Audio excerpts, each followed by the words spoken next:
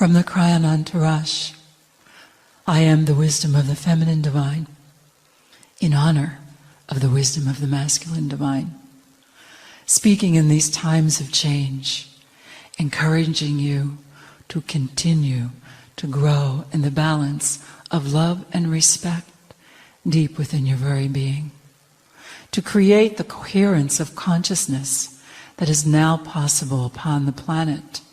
To bring forth the new information, the new ways of creating your life. It is finally here.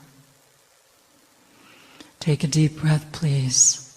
We ask you in this moment to feel that energy, your own wisdom of the feminine divine, honoring the wisdom of the masculine divine.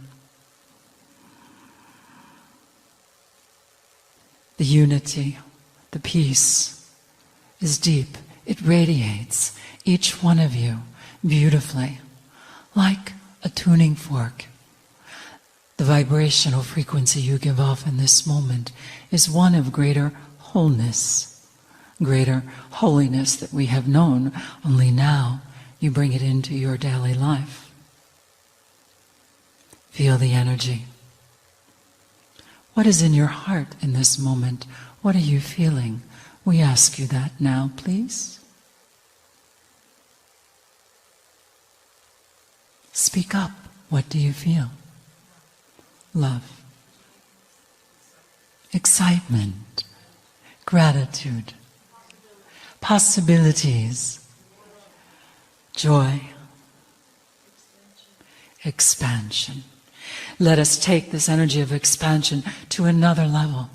Continue to grow in the unity that you feel, this wholeness, this peace, this strength. For indeed, you have just left the year of full moons, and there are still some, shall we say, challenges. And as we speak, the energy moves through your legs. You are being asked to create these new foundations, and that which you feel in this moment is a vibrational frequency. It is a state of consciousness where you are able to hold the light. Kryon has continually encouraged us to hold our light. And now, he says the darkness cannot enter even more than before. So shall you hold your light a little stronger? Do you choose? Feel that. The resonance, the frequency. As you hold this light, this energy, this frequency in this moment, we invite you to observe the energy of your lives, to observe the patterns of your living.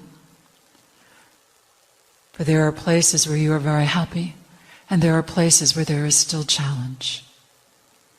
In this moment, hold this resonance and allow the light, the peace, the centeredness, the strength that you are in this moment to radiate in waves through every opportunity, every challenge of your life.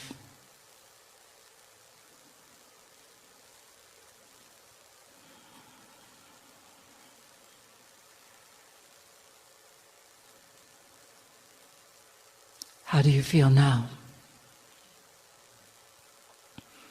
It is the stillness, the strength. Feel the energy of your whole being, standing in the truth. The Kryon has continually encouraged us to know.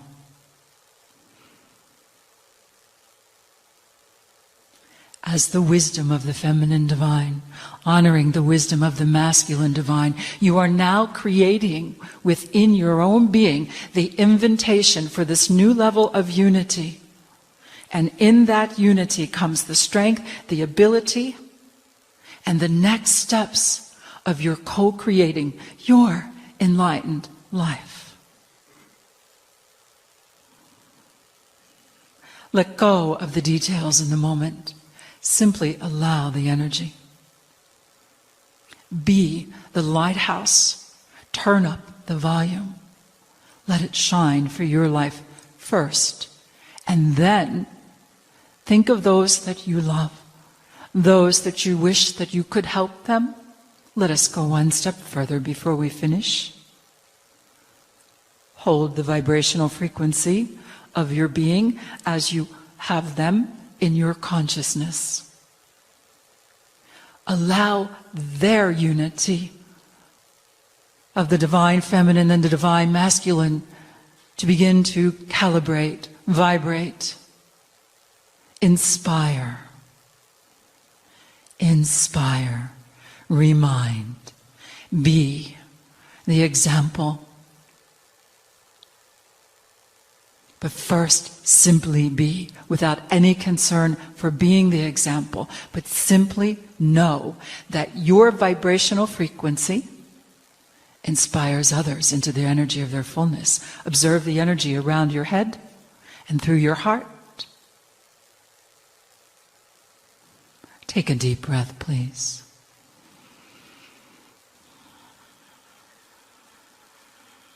And how do you feel now?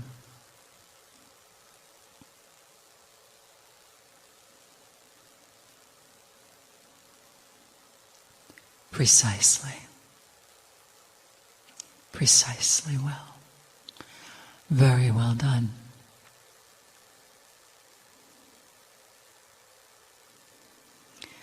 Continue to create your enlightened life in this frequency. It will grow, play, love, be, eat, explore, become in this frequency of wholeness. Are you ready to continue?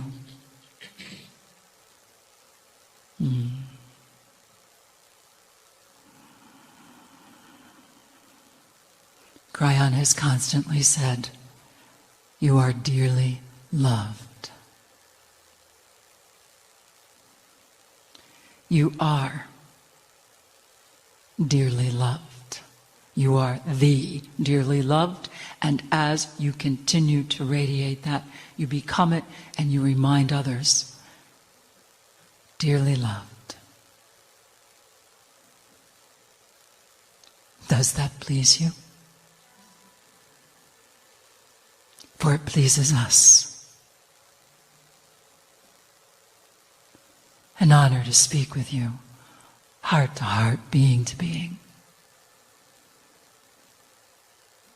I am the wisdom of the feminine divine, in honor of the wisdom of the masculine divine. Please affirm together, and so I am. Greetings, dear ones. I'm Kryon of Magnetic Service. My partner steps aside, for the messages must be pure. And sometimes the purity of communication becomes direct.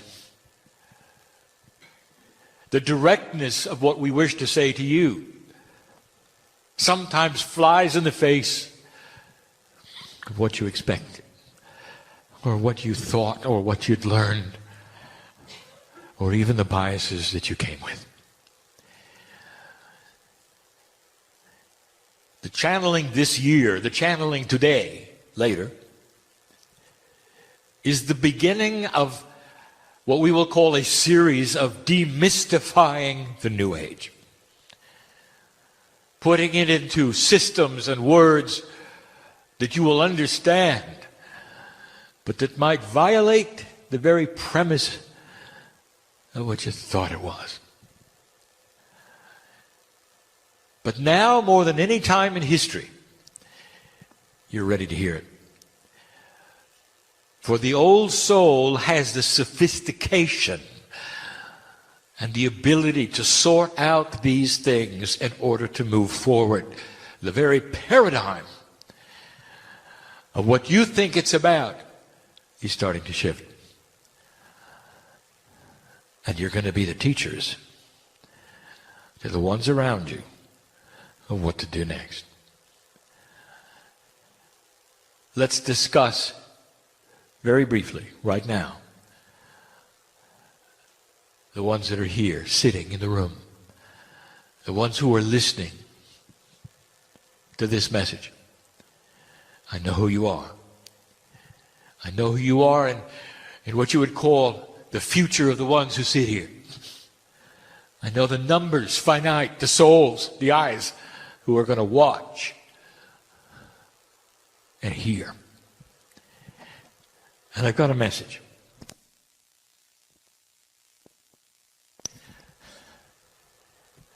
Number one, you're not in a vacuum, dear ones. Believe it or not, the guides have been holding your hands, the angelic forms, or whatever you believe they are, and my partner's going to talk about that later today, have been with you the whole time. And it may not have seemed that way. And just when you think perhaps you had it handled and you could do it, it changed. And they were still holding your hand. That's what it's like to start a reboot, if you want to use that term, of a spiritual operating system called the old soul. Some of you almost gave up. I know who's here. And by the way, I heard the words, if you didn't think I was listening, I heard the words, I didn't come here for this. God knows everything he said. And it didn't have a stern face either. And if you could have felt our tears, and if we'd had them, we would have let you. We would have let you. If there's any time, it was 2013 when some of you went through the dark night of the soul. And there are those here who are still going through it. And some of you are pretending it's over, and it's not. And so I just want to speak clearly and plainly. We know who you are. There's something coming. Kryon, I'm at the end of my string. You could talk about love, and you could talk about light, and you could talk about all these things and projecting and doing and being. I've done them all. I'm too tired to just keep doing it. And we know it. So we're going to give you something else. If that's you, I want to give you something else right now. We're going to give it 3 initials. UBC. It's not a bank. UBC. And in order for UBC to work, you've got to buy into it. And here it is. Listen. Unexpected, benevolent change. Unexpected, benevolent change. Now I want to do something we never ever do. Those in the room, say it with me. Unexpected, benevolent change. Do you hear the words ringing through this room? Do you feel the energies of what you've just said? Now let me give you the rest of the story, because you've earned it. That feel good? So if you are at the end of your string, if you've done everything you know how, first thing I'm going to tell you, you haven't made any mistakes. The energy is the energy. You haven't made any mistakes, not really. Except one that is potentially there, and that's giving up. And so instead of giving up, UBC, I want you to expect it. Just sit there and expect it. Because you deserve it, and you can hold your hand up and say, I am ready for that. I am ready for that unexpected, benevolent change. And now one of the biggest secrets we could reveal to you, and even the scientists know, this is not new. This is the way physics works. Did you know that? This is the answer for something called intelligent design. Physics works this way.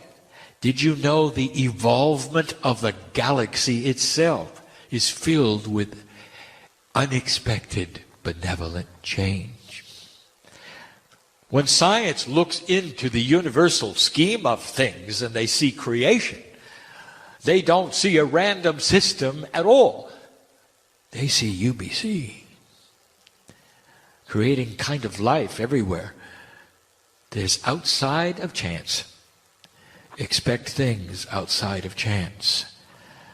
The system wants to start correcting the things that you've gone through that are not yet resolved, if you let it. So here's the operative word: optimism, joy, celebration, and laughter.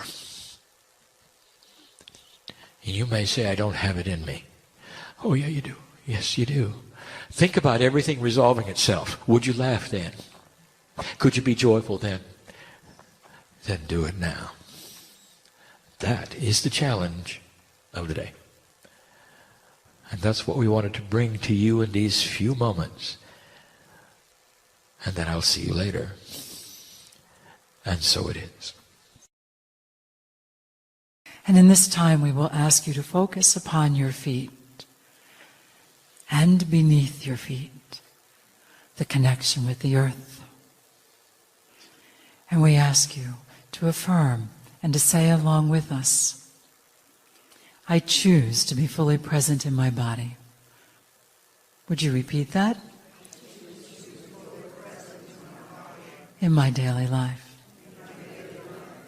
And so now you allow your energy to become more connected with the earth, to open up to more of who you are, being more present with more of who you are. Knowing that that cycle is never ending and that it is always growing as your body continues to respond to the energetic changes of the planet and the change within your DNA. What it means to you today to be fully present in your body? Well, it will mean something different tomorrow, and the day after that, and the day after that. And that we ask you to welcome, for that is your evolutionary leap. A deep breath, please. So in that posture of being fully present, we ask you now to focus upon your crown, the wondrous crown center, and above, to the center above. And we ask you, if you choose to affirm, I choose to express more of my greater wisdom in my daily life. And so your understanding of the intelligence of your being and what is possible for you to express and know as you grow your ability to become far more intuitive, to feel, to sense, to imagine, to think about, and then to know. Another deep breath. So now we have the center below and the center above. Shall we go to our favorite place? To the heart, please. Focus upon the energy of your heart, radiating in all directions. Come into the fullness of what it means to express through the intelligence of your heart. Please affirm, I choose to radiate more of my heart energy. Creating greater freedom.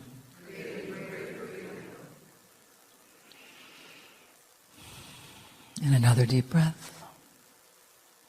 And so radiating from the very core of your being fully present, open to your greater intelligence, balancing wholeness through your heart, your wholeness, your holiness.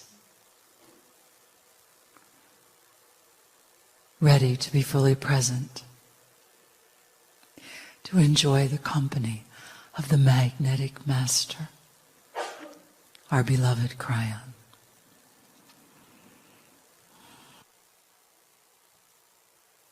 Greetings, dear ones. I am Kryon of Magnetic Service. And again, my partner steps aside, and the purity of the message is enhanced. I say that, for even he is experiencing differences in the energy of what he has done for 23 years, which is spiritual. The very process of channeling is also shifting.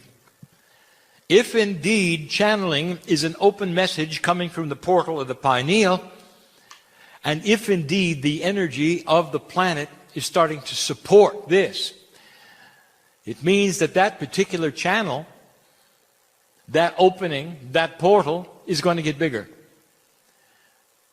And for him, it's different. For him, it doesn't necessarily feel comfortable. And this, he is even dealing with. More energy comes in. It affects his physiology. It affects what he's used to. And so even in the delivery of the messages, he has noted they become shorter. They have to. The portal is larger. More is being transmitted in the third language than ever before, even to the listener after the fact, even to the reader on the page. There is an energy that is multidimensional, that carries messages far beyond that which is verbal or written. And it rides along with this message as you hear it right now. There is so much more at hand as we open this and begin to speak. Each human in the room and reading these words or listening to this message has a life path which is unique. None of you the same. You might think that might be very complex. And yet for spirit is not. For the wholeness of all of you is hooked together. It is a oneness of a puzzle where the attributes of the one help the other in ways you're not even familiar with. And so it becomes complex, but again we say it is sweet, it is benevolent, it is on purpose. So, dear healer, and I know who is here and listening and reading, if you are experiencing issues and problems, now you know why. If the pipe is bigger, the water pressure may change. It may go down. If the pipe is bigger, if the delivery of the water is the same. The dynamics of what you are receiving as information and healing energy as a giver is changing. And you may have to adjust it in ways that you don't expect in order to get the same or better results. Know this, the design is that nothing is going to get worse, all right? That is the design. 2014 is the beginning of the enhancement of the old soul's ability to work on the planet directly with the energy that you always expected as an old soul.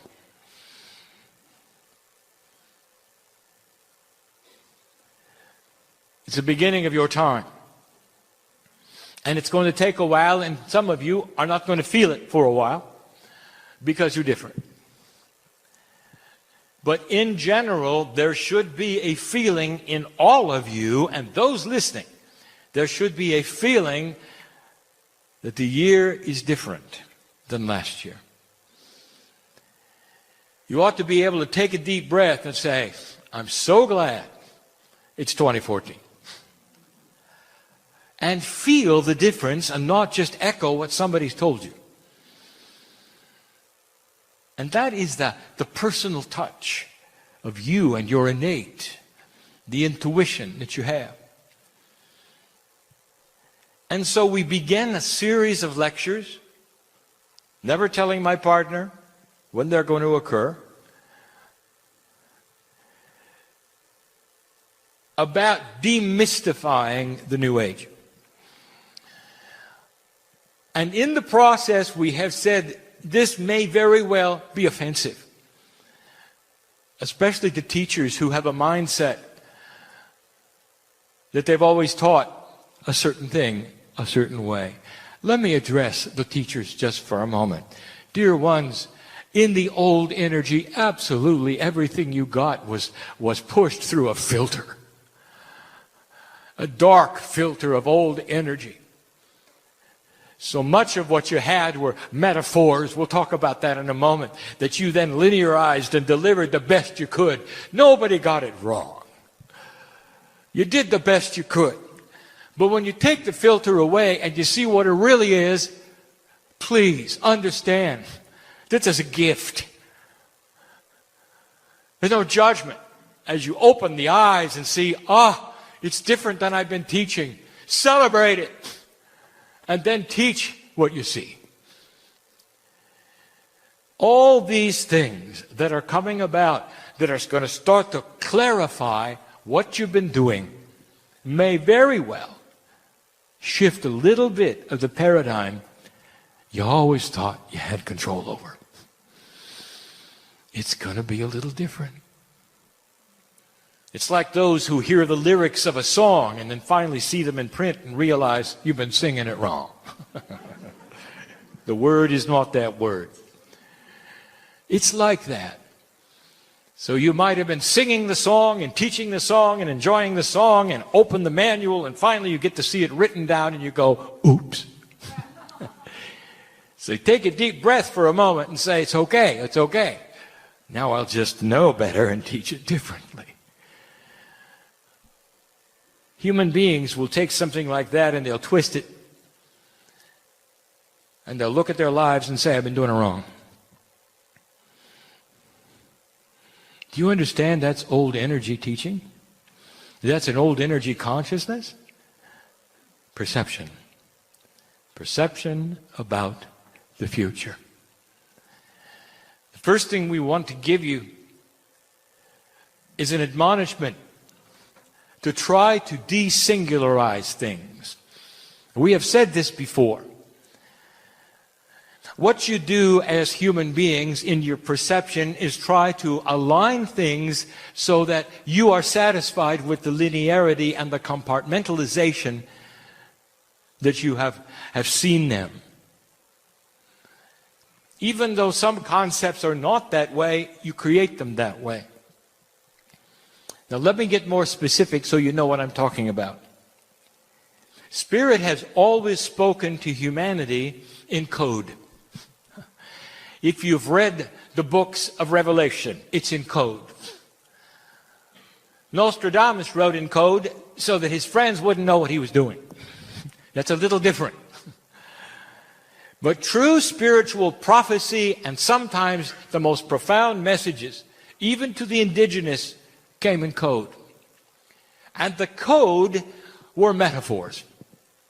Always metaphors. How does a multidimensional God speak to a single-digit dimensional human being? And the answer is through metaphors. That's always been the code. And yet some teachers, especially of old, will have taken the metaphors and then looked at them literally and taught them as literal.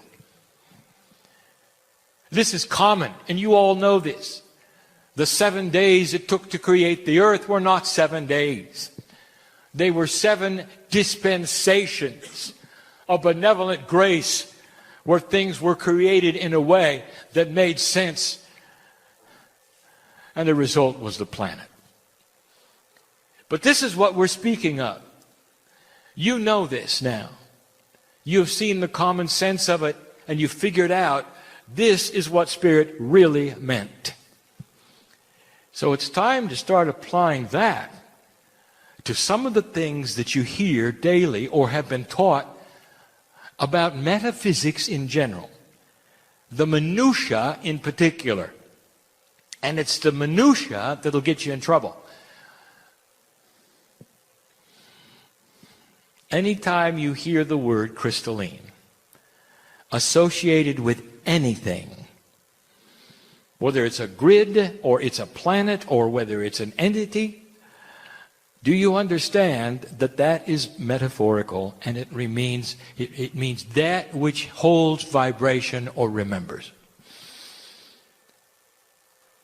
And instead, if you get a channeling that there is a crystal angel over here who is delivering messages or something of that nature, suddenly you have pictures of crystal angels. Suddenly the angels have a name. Pretty soon somebody's worshiping them. You'll have little crystals made that will then be the crystal angel. Then somebody starts to channel the crystal angel. Do you see what I'm saying? I want you to start understanding that messages, even including mine, often are metaphoric and tell a greater picture and a greater story. These channelings that I am giving now in this new energy are given so that it will clear things and not make them more difficult. If you apply this rule to many of the things that don't make sense that you have learned or wondered about, and ask yourself, does it refer to something else? Is it a metaphor for something else? It makes the message so much bigger. So much bigger. We don't have specifics because if we gave them, it might hurt the hearts of the ones who've been teaching differently. And we won't do that. We won't do that. So we give you the generalization instead. Look at the things that have become objects and see if they are different than you thought. That's just one of many things we're asking you to do. Perception. Stop separating things. Right now, it is human beings' absolute normal behavior to separate. You separate to survive. And we have talked about this before, and we've said the biggest difference between the old and the new energy is that the old energy separated and survived because you walked in the dark. The new energy has the light turns on where you can see each other. There's no reason to separate. Instead, come together. Easier said than done. I want you to start practicing it in ways you don't even expect. Here's an example. Without offending anyone, without hurting anybody's heart. You meet a man and he's wearing a head cover. Let's discuss your thinking process. Immediately, the head cover would indicate his belief system, perhaps even where he's from, the lineage of what he might believe, and what that means because you know just enough about it, he's not going to like you. And so what do? Normally, you go another way. Perhaps he's from the Middle East. You're not. A little uncomfortable there. There are many in the Middle East who wear the head covering. Everything in your body, everything that your brain has been taught to do is to separate him from you. And your brain starts to tick off the reasoning and the logic. You don't have anything in common. If you get into a conversation, it will be a bad one because he doesn't believe what you believe. You don't believe what he believes. He's doing the lineage of what he has been taught. You're not. You are free. He's not. You understand? And you walk the other way. That is separation. That is intuitive. That is survival. Human being, it's going to take a lot of different thinking about the way things work for you to change that. Well, let's pretend you figured it out. You meet a man with a head covering, and here's what it tells you. that in his reality, it's his way of honoring the God inside him. That's it. He believes in God, and so do you. He honors his God so much, he's not afraid of what people will think. He's wearing a head covering. That's a little like you. You're not afraid of what you believe either. You've got something in common with this man. Now here's what happens next. Did you know that he expects you to walk away? He's been wearing a head covering all his life, and he's walking around in a society that doesn't.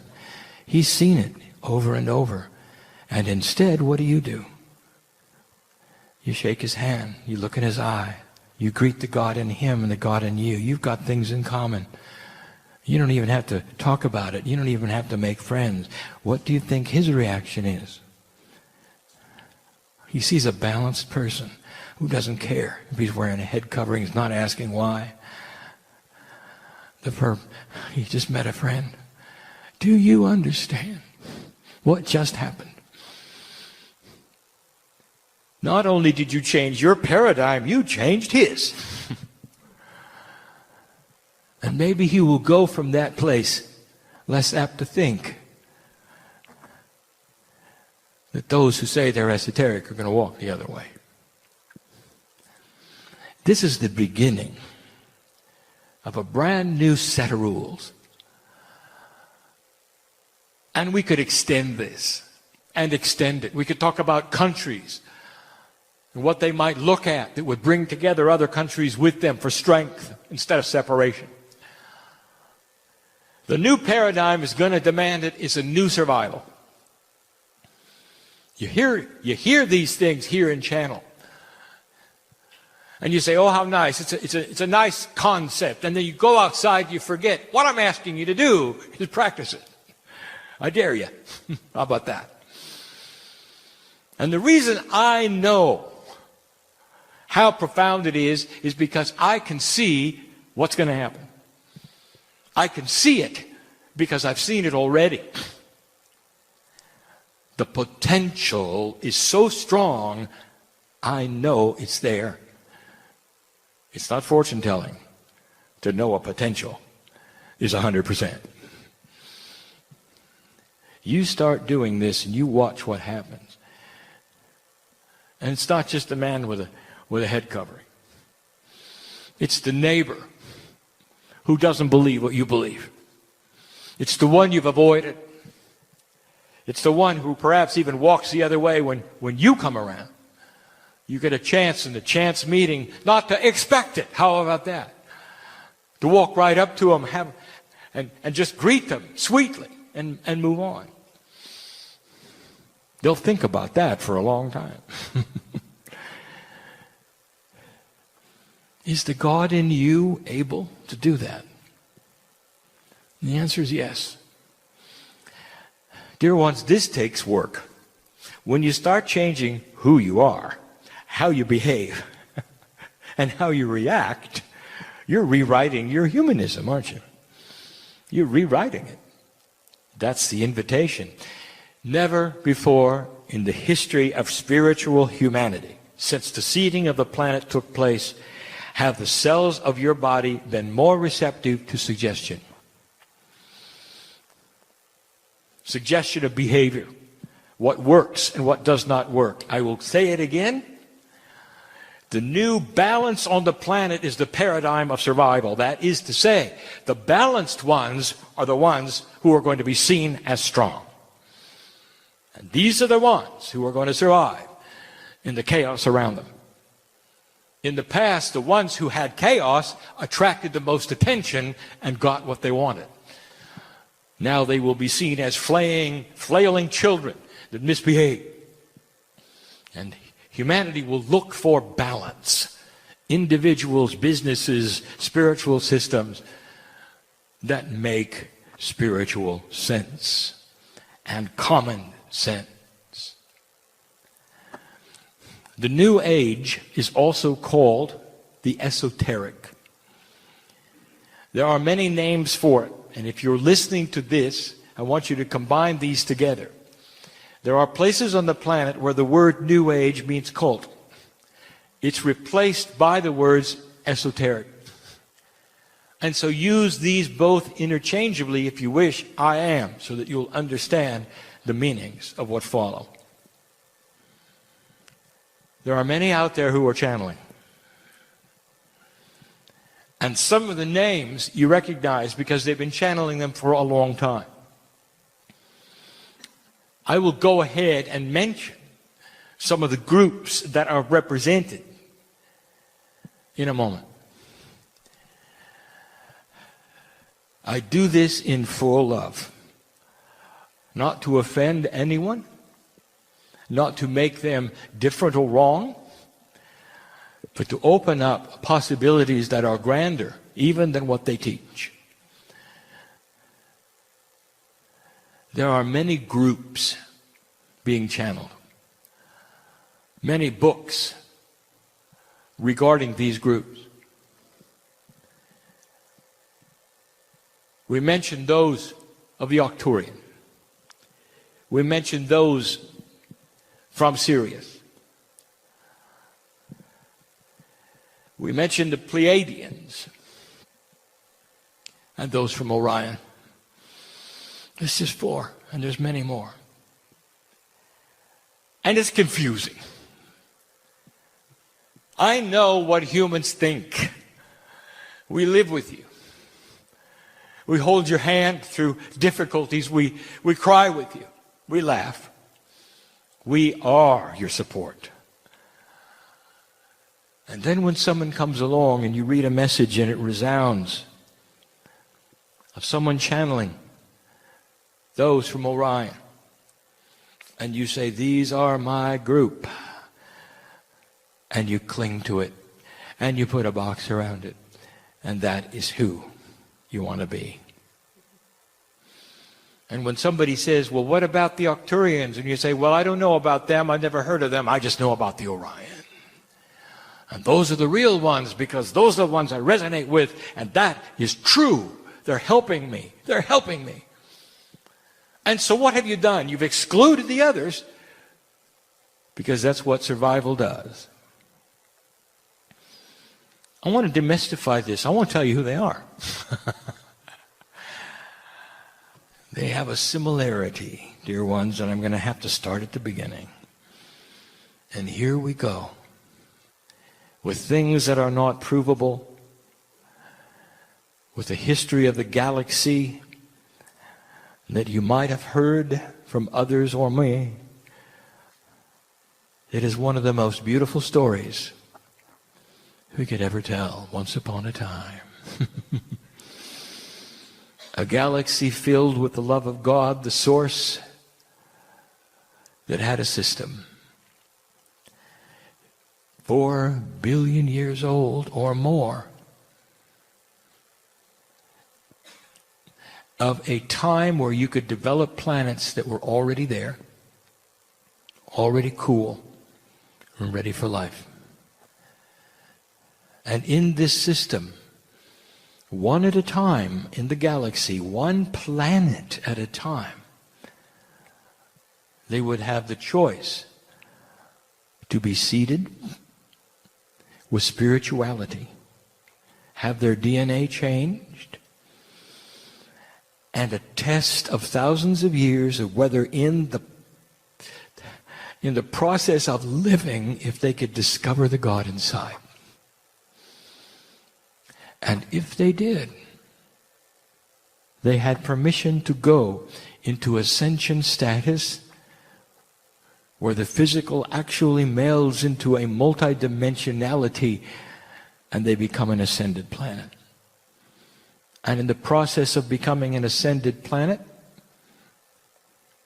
they are asked then to choose one other planet in the galaxy far from theirs and seed them with their DNA. Are you with me? There are those who will say, well, where did the first seeds come from?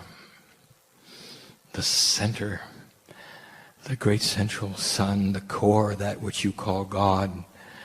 The creative source is everywhere. The minutia of it is not important.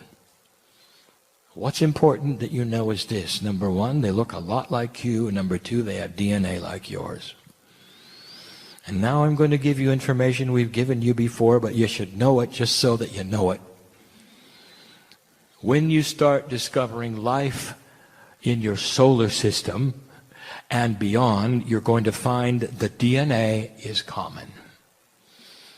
You're going to find that your planet is not isolated from the galaxy in its processes of life.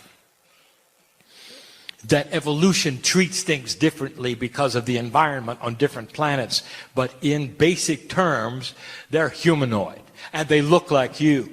And they're not scary creatures with 14 eyes and 3 arms, with shrieking voices. It's going to be one of the biggest things you find out someday, that life is like yours. I'll tell you, when you find that out and you realize what it means, you'll know about intelligent design. You'll know about a benevolence in the planet that has worked to make things the same.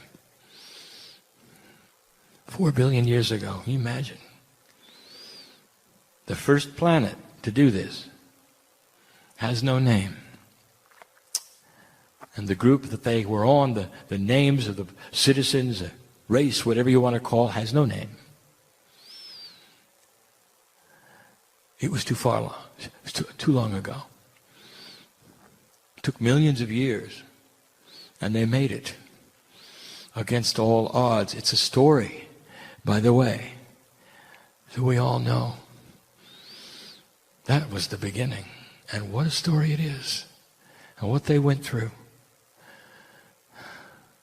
And then they seeded another planet. Only one.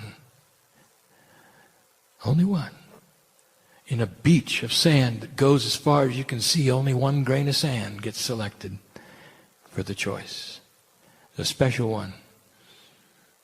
They found it and did it. And you don't know that one either. It's too long ago. That one didn't make it. And so they seeded another. And that one didn't make it. And they seeded another, and it made it. And you don't know their names either. It was too long ago. As an average, every single planet has to have approximately 1 million years from seeding to graduation. How does that make you feel? Let me tell you what year you're in. If we said 1, would it make sense?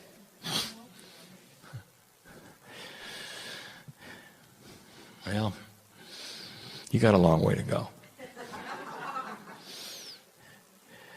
But I'll tell you something. You crossed the marker of decision.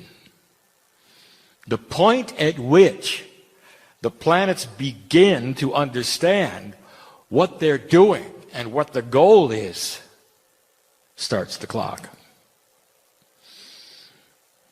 Don't let this make you sad. Well, Kryon, I thought it was going to happen in a couple generations. Really. You'll all be walking around as light in a couple of generations. And there are those who believe that. Start using common sense. The good news is, dear one, that everything you've been through for over 30,000 years on this planet, slogging through old energy, is over. And now is the opportunity you came for. I'll get back to the other planets in a minute. This is why you arrived here. And the good news is this: it doesn't matter how long it takes. You're going to participate in every single lifetime of it. And when you arrive, let's talk about 3 or 4 generations from now. When you arrive as a new human being 4 lifetimes from now, let's say it's 300 years. You're going to awaken, and when you open your eyes, you're not just going to recognize your mother, you're going to recognize Earth. And your mind, within a few days, will be saying, welcome back, welcome back. And the child that you are, as soon as your eyes are focusing, will remember that's a cup, that's food. That's the creature who's married to Mom. You'll have it figured out. Perhaps in a month you'll be walking, maybe sooner. You won't have to learn to read. We've told you this before. Look for this. Doesn't this make sense to you?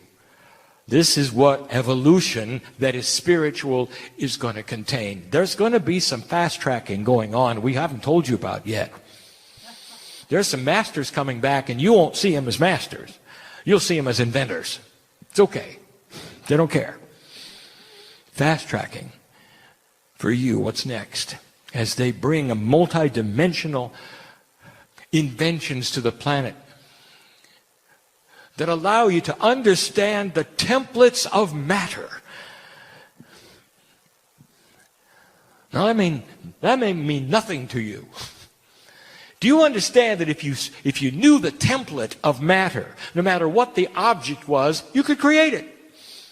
If you had the technology to understand the template, you could create what the template is. Let me ask you this. I shouldn't even tell you because there's too much objection. What if you could create fresh food? Oh, you're so smart. The idea of the replicator came out of the imagination of a man who was a Pleiadian. And he remembered it from his planet as being real. And it is. It makes sense. Ask a physicist. Don't take my word for this. I'm telling you what could be. And the reason you'll be able to do it is because you won't be interrupted by war and horror and plague. Is that okay? Do you see how this works? One planet led to another. 4 billion years, 1 million years at a time or more. Revolutions around the galaxy. How many revs? Many. You know, don't you, that all the planets and stars go around the galaxy at the same speed. So there is a constant there. So every single galaxy has its own speed. It's the same as yours, by the way. And every sun and every planet on every sun has the same time clock if you measure in revs. So you can relate to each other as far as how long things take. If you talk to somebody else from another planet about years, they'll have no idea what you're talking about. Because that's your reality and not theirs. The Pleiadians are your parents. When their planet went into ascension, and they had the full God within, and they realized finally what they had gone through, why they had gone through, and what they were there for. Full pineal connection, 100% DNA. Still physical. You know what that's like? Don't look for their ships, all right? They're entangled with you. Come and go as they want, just by thinking about it. You were the next one after them. But they had parents of their own. And the name of those parents, well, they could be Arcturian or Orion or Sirian. And those had parents of their own. And they had parents of their own. And I want to tell you that every single one of those groups are your creative groups. Some are your grandparents, some are your great-grandparents, some even more. And I want to ask you this. What do you know? What do you know about the attributes of grandparents that your parents don't have? How do you feel about your grandparents, living or dead? You look at them different than your parents, don't you? Your parents are hands-on, aren't they? And your grandparents, they're not. They're the ones who want to entertain you and help you, and you're there all the time, and they take you places. Mom and Dad, a little different. The Pleiadians seated you, and they're the ones who are opening the time capsules. They're giving you all the information. They're the ones putting you through the tests. They're the ones who are saying, come on, let's go. But the grandparents, they're the ones giving the most help. Do you understand where this is going? Arcturian, Orion, Sirian. You have in your DNA who they are because it comes with the territory. Akashic inheritance. You know them. They know you. They're probably the most helpful groups on the planet. Don't separate them. Don't worship them. See the system, dear ones, for what it is, and absorb them all. Now we have right now with us. That's interesting. I didn't know whether they'd come or not. And they did. And they're here by free choice. And they're celebrating the truth and the demystification of who they are. And those who channel them may say they're from here and they're from there. I want you to tell yourself in your brain, look for the metaphors. Because they abound. But they are your grandparents, and they are your great-grandparents, and that is why they feel so good. And that is why the channeling from them is so pure and so excellent. If the channeler is doing it right. They love you. They know who you are. You're going to see more of them. And when I mean see, I mean awareness of perception of the old soul with things unseen but that are real. And so to this group of old souls who sits in front of me, I ask you, does this make sense? And are you all right with it? It's important to my partner and to me as Kryon, in the new teaching mode that I am now in, that the old souls who sit in front of me are understanding what I'm saying, and I'm not talking in code. I'm not talking right now in metaphors at all. I am talking about the reality and common sense of a system that is beautiful. Right from the creative source which you call God. God is bigger than anything you've ever been told on this planet. Anything. And as you start to perceive it, I want you to remember one thing before we say goodbye. As you start to perceive the wonder of the Creator, I want you to remember that's you. That's where it came from. Your Akashic lineage is God. Ponder it. It's about time you picked yourself up and stood tall and claimed it. Said hi to your grandparents. Maybe they've been waiting a long time for that. Too spooky? For some. For others, the truth rings like a bell of purity and answers the questions that they've been asking a long time. For it's time. You've got help. Acknowledge it, work with it, use it. And so it is. Remarkably, it is 15 years ago that Dr. Todd Ovakaitis began remembering an ancient and sacred practice of toning.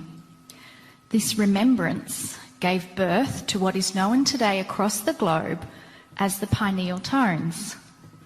The evolution of the tones has expanded well beyond the original purpose of growth and healing.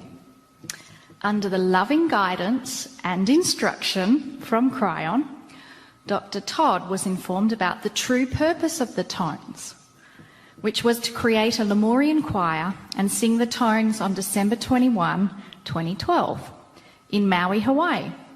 So this event coincided with the precession of the equinox.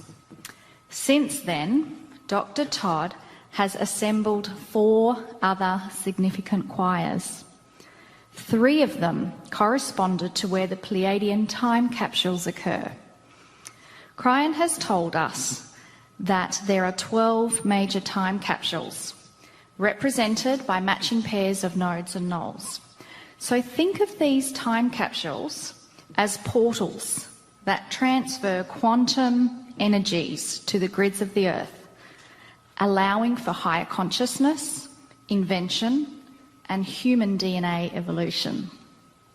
In essence, it's a fast-track system to create peace on the planet, among other things. So today's choir is taking place in Hot Springs, Arkansas, near Mount Ida,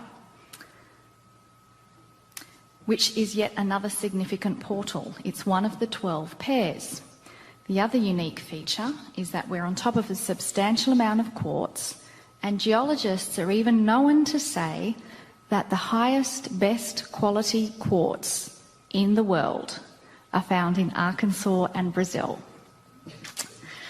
So, you might actually say that the area we are in is primed for remembering and recording the conscious intent of this choir. So it's your conscious intent that I wish to speak of. A few weeks ago, during Dr. Todd's workshop in Holland, Kryon gave some new information about the pineal tones. Kryon revealed that the tones do not require a precision of harmony. They require a precision of intent. When the tones are sung and heard with consciousness, it acts as a catalyst, and it creates an energy of remembrance. It's something you can't see, but you can feel it. There are even stories of those who didn't participate in any singing, who stood in the back listening to others as they sang, and they were changed forever. So, what exactly are you remembering? Kryon told us the pineal tones help fast-tracking a remembrance of who you were when you helped seed this planet. In other words, you are your own parents. And in some way, you have the ability to remember all of it slowly. You can remember your eternalness and that all is well. And that is why it affects healing. And that is why you will live longer. It's a catalyst for an energy that is multidimensional, and it's controlled mostly with intent. So to conclude, Kryon wants us to envision a book that magically opens and reveals the history of all living things everywhere. It's a book that opens and feeds you about the fact that you've been doing this before. Perhaps you've even walked through a shift on other planets, and you're remembering it's okay, and you're remembering why you're here. These tones are therefore personal, with your name on it. It's not for the masses, it's not for a group, but for you. That's how it's designed, with love and purpose.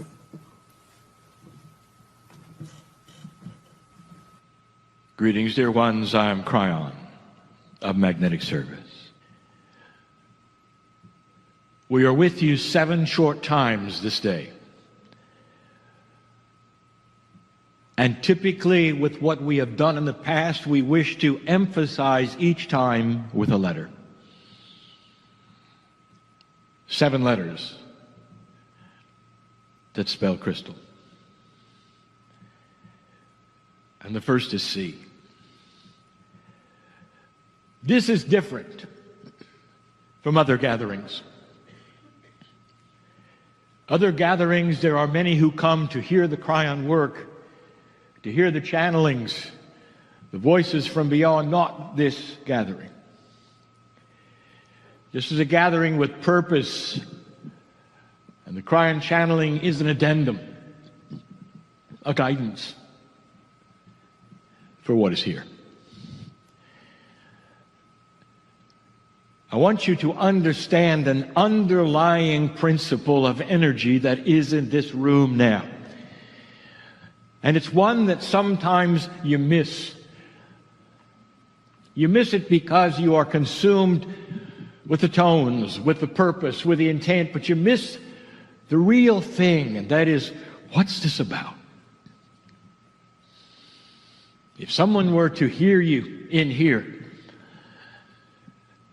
and would ask you when you leave, well, what are you doing? What's this about? What would you say? What really would you say? The C could stand for celebration. It could stand for creation. It could stand for crystalline choir. And that is what we want to tell you about in this short amount of time. You might say it's a review, but it isn't. For what's going to be revealed today, some of you have been asking for. This one is special.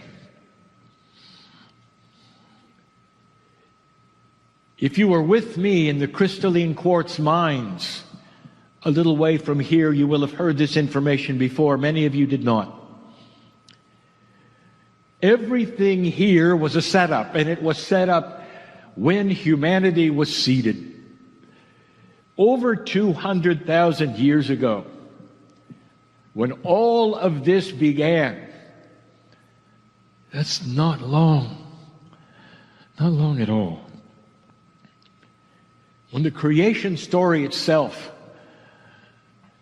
was present, you had the seeding of the human being. DNA was changed forever. You are part Pleiadian. There are those who walk this planet and accuse you of being aliens.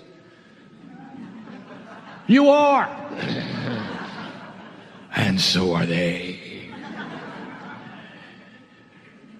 The science that was presented in this very room indicates that the missing link that would give you 24 pairs of chromosomes is not there. It's just not there. It won't be there unless you go to the stars. You are part of the parents that are Pleiadian. And when you came, there was a plan. You might even call it the meaning of life. The plan was to come on this planet with an awakened consciousness with God inside and with free choice, see what would happen. There is a reason for this, an underlying reason why you would be here. Why can't God make these decisions? Why do humans have to come and work a puzzle at all? And the reason is God is biased in love. There's something that happens when a planet of free choice makes a decision and raises its vibration. The whole galaxy is changed. One at a time, one planet among trillions, one planet at a time. Chosen for this, the only planet of free choice at this moment is this one. And the prophecy was clear that when you cross this meridian, if you want to call it, which is the precession of the equinoxes, it all starts. This is why the nodes and the nulls were put here. This is why the time capsules were prepared 200,000 years, even before that. They would open on time if the humans knew about them and would do it. Dear ones, do you understand what's going on here? As esoteric as this may seem to those on the outside, you are activating something that is profound right now. On this crystalline node, you are then activating it to broadcast to the crystalline grid, which is more than you think. On the seventh time, I'm going to tell you why it's more than you think.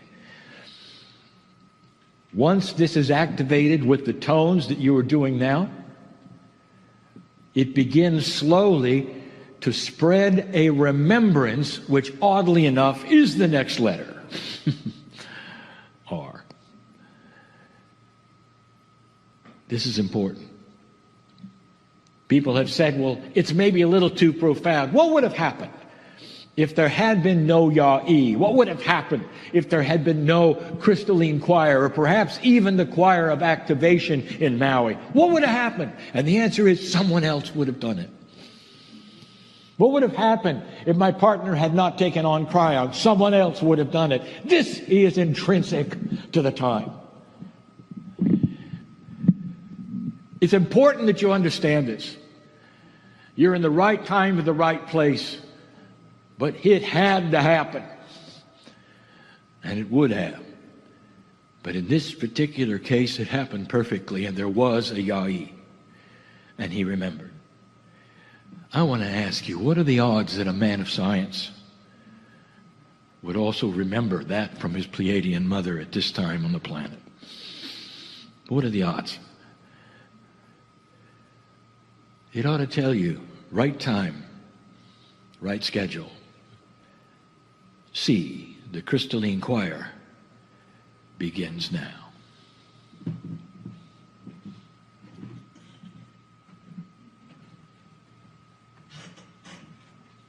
Building a bridge of enlightenment through seed sounds of creation. The letter R. Through the seed sounds of creation. How do you build a bridge? With a tone. And how do you know what the tone is? Through remembering what it was like at the creation. This is an R. This is remembering. This is the bottom line of why you're here.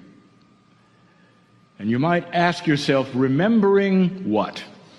Really? What does the tone represent?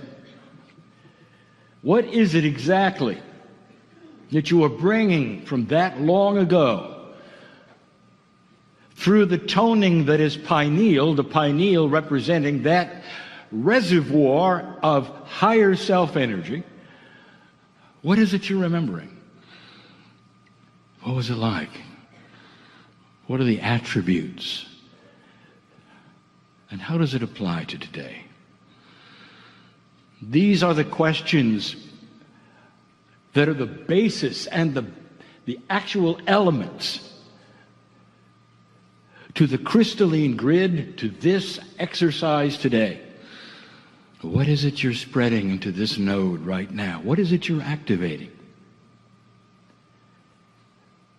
that would create information which is going to go all over the planet to an esoteric grid, not a physical grid? This is a physical node, but the crystalline grid echoes this physical node. Whatever you do here and activates and starts to rewrite history. With what? It rewrites history with what you're remembering. So what is it physically? Could you describe it? And we can. Dear ones, when the knowledge of dark and light was given to you, when you grew up into it and got used to it, you say when the dust settled after what is called the creative event, when many kinds of human beings became one, and all of this started, there was a starting point of DNA efficiency and also of consciousness. And the Pleiadians didn't dumb it down for you. They gave it to you pure. We told you that it was intuitive that women would have the shamanship of the planet, and they did. The life givers, the ones, the mothers that you go to for advice when you're a child, all genders, look to the mother. That's pure information of the way it should be structured so that you would have the best sacred information on the planet from the life givers. all contained in these tones in the intent that you sing. Because the tones carry, almost as a fundamental carrier, all of this information back into this node, and it spreads into the crystalline. It actually gives a positioning of beginning to the planet, a restart, if you wish. And that's what's going on. And that's where it has to come from. What else would there be? Who is God? Who are you? God is not the Pleiadians. The Pleiadians were messengers, they're parents. You don't worship your parents. If your parents tell you about a beautiful creative source and show you what it's like and give you the information that is so precious, that's what you look at, not them. That God is inside, not outside. That means the answers to all of the problems of consciousness, of health, of all things on the planet is when you turn inward, not out. It's not an exterior solution. It's an interior solution. Because God is inside.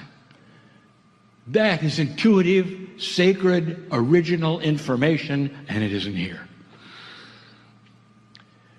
So much that was given was lost. The relationship to the living planet Earth, where you talk to each other so you can wander out into the field, and not only can you hear it speak in its own way, but Gaia shows you things. Things move, lights appear. Sometimes apparitions of your own design are there just to say Gaia knows you and you know Gaia. It's alive. It has to be. Your partners in life. You are changing the vibration of the earth. Do you think it's dead? How can that be? There has got to be an interchange. The ancestors knew it. They still do. There would be those who say, well, the ancestors didn't have much. All they had was the animals and the streams and the sky. Well, of course, that's what they worshipped. How simple of you. They felt it. They saw it. They knew the earth. They cognized the divinity inside everything. They were aware of what I call the field. That is original sacred information given to you by your parents, by the Pleiadians. How you treat each other, what works in society, the win-win situation instead of the survival and competition, the sharing of resources, helping one another, seeing God inside each, and singing celebrations to others you don't know. Original information. You don't see it today much, do you? But you will. Listen, but you will because you have rekindled it today in these tones of remembrance, like carrier waves of a massive amount of information being placed on the crystalline grid. This node that you are on was waiting for these remembrances with these tones to be placed here. And if you hadn't had the intent of the tone, it wouldn't have happened. Right place at the right time. Do you feel this?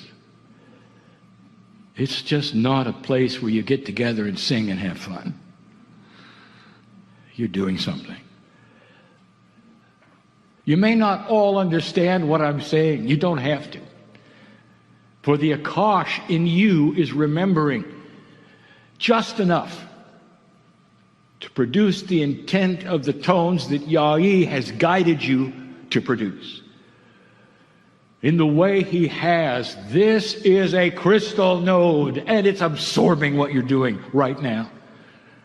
You are remembering, and giving it the information that it's about to spread on this planet. And you might say, this is wonderful. Does that mean the whole planet is now going to change when we walk out the door?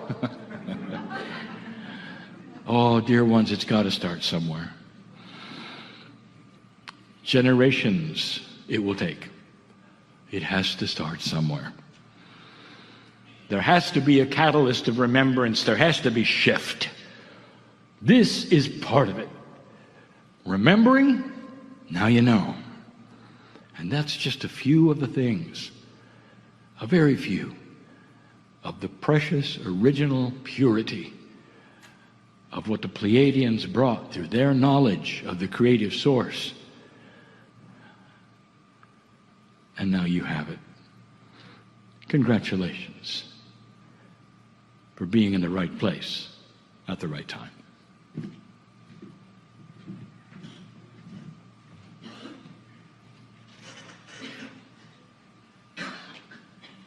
Dear ones, with all of these heady sounds, with all of the feelings that build in the room at this time, with what you're doing and the profundity of the multidimensionality which you're creating,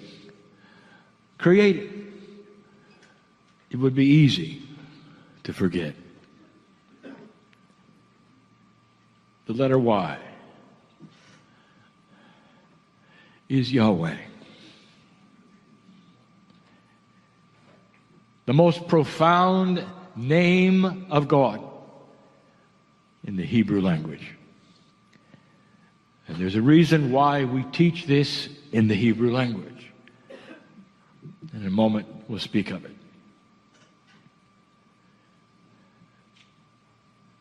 Yahweh is the creative source. It is God. It is Spirit. It is all that is. It is the I am. It is life. We've told you that God, Spirit, whatever you want to call it, is the creator of all things. All things. There are always those who are so linear they say this is not acceptable because what was before that? Because the human being is so biased in linearity. They have a hard concept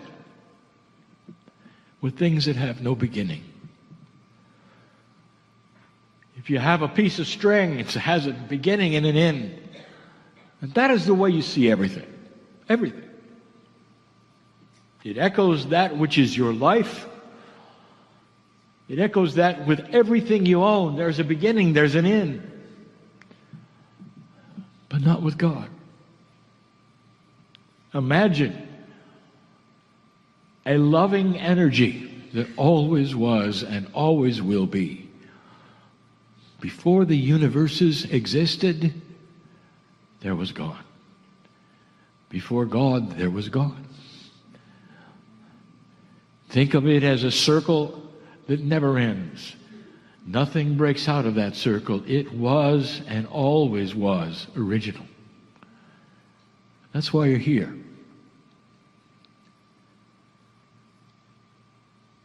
This was not the first universe. We told you that. Can you imagine how long these processes that you go through might have been if they were multiverses? Long before yours, what you call the Big Bang that wasn't. Long before this. What if there were others? And others before that, and others before that. And then this one occurred, and here you are yet again in a galaxy among trillions of galaxies. What's happening in the other galaxies, you might ask? What if it's the same as what is happening here? What if the plan is so grand and so big that it is beyond all comprehension of any human being? Do you want to know more about it? Then tune in to what's inside. You can have an experience of your own where you're filled with the knowledge of all. They say it'll pop your circuits. It's euphoric for a moment or two when every cell of the body, when every piece of DNA remembers God. The body reacts to these things. You've learned of it even in the last few days with the science. You can create spontaneous remission of any disease with God inside. Don't lose track of this. This is the reason for all of it, everything. It was given to you. The knowledge of this, the implantation of it in your DNA, all of this by the Pleiadians. We've told you this before. It's history. It's history that will be shown eventually through your technology. And right now you're on the cusp of discovering there was history before history. And then you'll discover there was history before that history and before that history. Up to 5 civilizations, full-on civilizations on this planet that came and went for their own reasons. You're on the last one, number 5. I would like to tell you something. The first thing that has to happen to a civilization after the seeding that gets them on the track is the cognization of God. You cognize one God. Is it possible that everything was tied into one God and the last 4 civilizations didn't get it? They never got it. It's too easy for the ancients to look at the sky and say, that's God. Or the energy they feel off the earth and say, that is part of God and this is part of God, and you end up with multiple gods. And this has been the way of it for centuries and eons until this civilization. It wasn't that long ago. Only a few thousand years ago.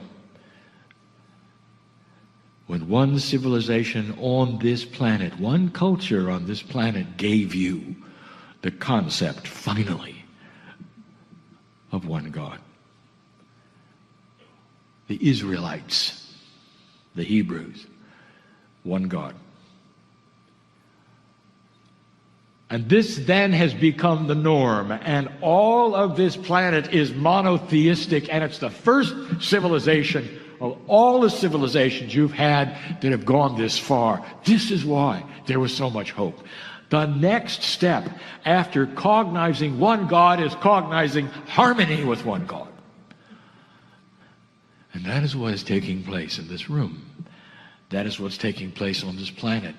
We've said it before, just don't be confused. When we talk about the Jews as being chosen, they are.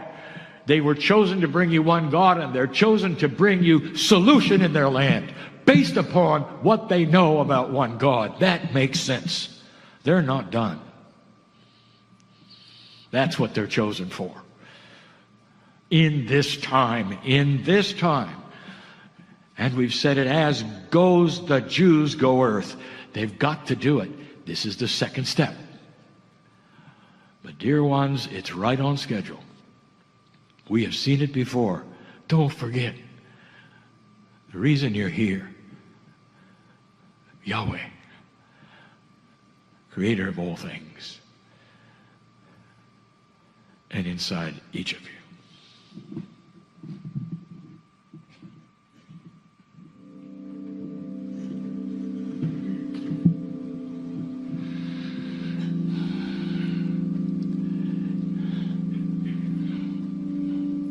And so we start the second section with the letter S. And that's starting. It stands for singing.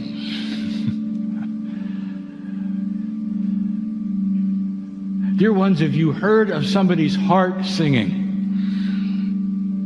Does that mean the heart makes a noise? And the answer is no. In back of me you have singing bowls. Indeed, they make a noise. Are they alive? No. And so the singing could be anything. and yet it means a benevolent energy of joy. So anything that sings is a benevolent energy of joy. Could you have intent sing? And if it did, why would it sing? What if the intent was filled with joy?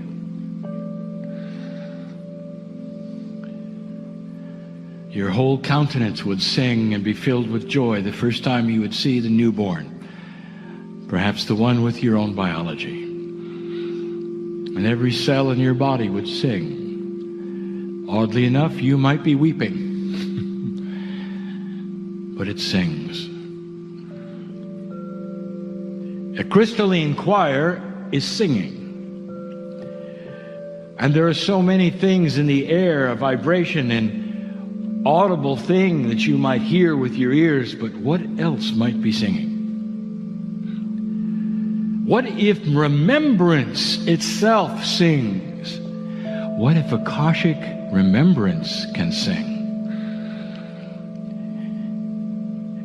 What if, when you combine energies, many Akashic remembrance have an entrainment, that is to say, they coordinate. There's a confluence of synchronicity that locks together and sings the same intent. What would happen then? We present all of this to tell you that there is so much more than you know, than you think, than you've discovered about what you're doing. The heart sings, the intent sings, even the earth sings with you. And we never spoke of that, did we? Is it possible that there is a resonance in the ground that remembers and awakens when you do this? Well, we'll have to speak of that in a moment. There has to be. If this time capsule has been waiting, if you should pass this marker of the precession of the equinoxes and it's been expecting what you're doing, don't you think there'd be a reaction? Do you think it might even sing back? And some of you are feeling that exact same thing. There's an alliance, a confluence of purpose. It's never one way, dear ones. It's never one way. Think of these things. Continue the tones.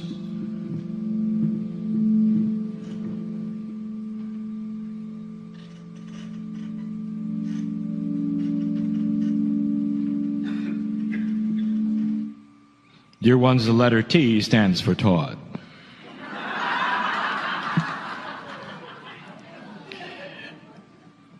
We would normally call him Yai. But these are instructions for Todd. These are information for Todd. Yai also will be involved in a moment. In these few channels, we will reveal some things. There will be a revelation right now for the scientist who sits next to me. And then some instructions as well. Some of the revelations will not be understood by all, but he will. And this is for Todd, the scientist. I want my partner to go slow, for this is new.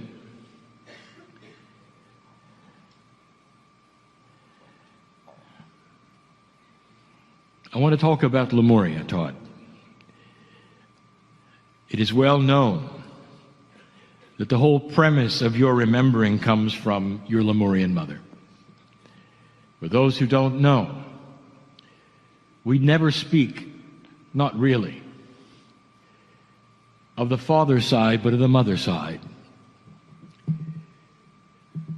The Seven Sisters is the name of the constellation, oddly enough, of 9 stars.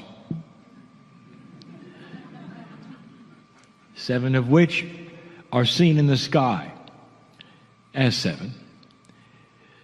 and giving them the gender of sisters, you would think perhaps is a coincidence. When the Pleiadians came, and they came to many places on the planet, but Lemuria, that is where we call Lemuria, and that small continent was isolated. And that's why it was special, and that is why we call upon it constantly as special. Isolated in that for thousands of years there was no influence either way, and the teaching could be pure. And it was. And when you look at why the seeding was done the way it was done in a way that you would expect, dear ones. The mother gave birth, the Pleiadian mother, from a human father. The confluence of the two gave DNA that was specific to what you have now. It was 23 pairs of chromosomes. And yet,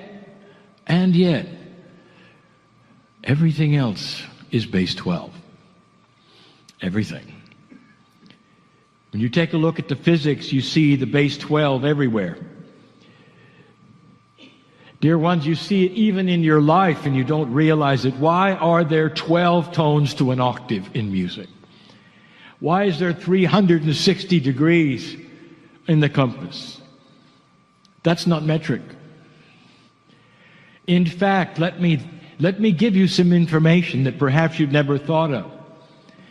The ancients decided that their measuring system would be base 12, and even to this day in this country, you've kept it.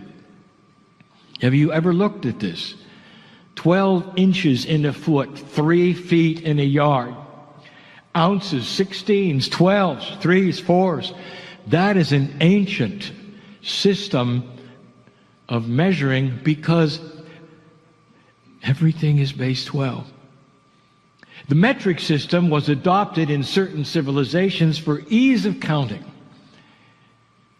but not elegance of truth. Everything is base 12. Suddenly, humanity has 23 pairs of chromosomes. It's amazing, isn't it, Doctor, that humanity would do so well with a lopsided set of chromosomes. Well, I have news for you. You've got 24. 2 of them are multidimensional. Right from the Pleiadians, sir. And now you understand why it is that your multidimensional laser works the way it does on DNA. It touches and talks to 2 chromosomes that are also multidimensional. When you have the quantum lens someday and can measure quantum things and you turn it on DNA, you'll see them. In fact, DNA shouts that they should be there. Don't they, Doctor? Yes. Thank you. So indeed you are balanced. You are the only creature on the planet that has 2 that are multidimensional, completing the 24 that you should have. Science will say, well, there was this one fused with that one, and this happened for some strange reason to give you 23. Perhaps all of that is true, but 2 of them are invisible to science because they're not in 3D. They're not seeable. But all the science that you have that works with DNA the way it does, looks for things and tries to figure out why it does what, craves the 2 that are missing, and they see them working, but they don't know why. Todd is working with that. And now he knows why a multidimensional invention has so much effect on DNA, because 2 of the chromosomes are multidimensional as well. Now, let us move on. Todd, your mother sang lullabies to you. We told you this before. And some of them were in Pleiadian. And these are the things that you also remember. Your mother still speaks to you today. And she brings in multidimensional things, and this is the basis for the overlays of the tones even today you're doing.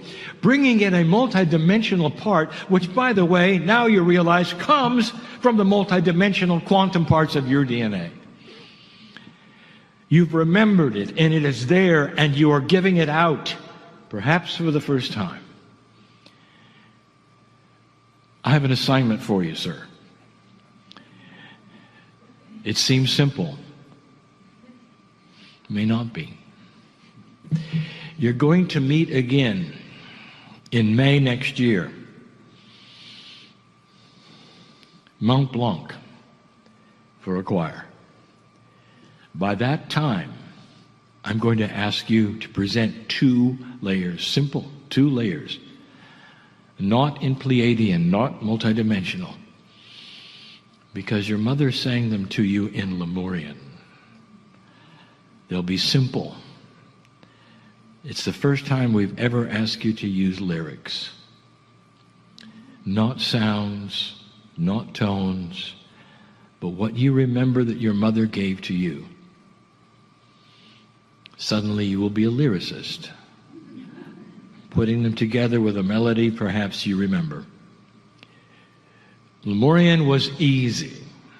Didn't have that many letters, didn't have that many sounds, because the sounds all meant something else. An elegant language simply presented and sung beautifully.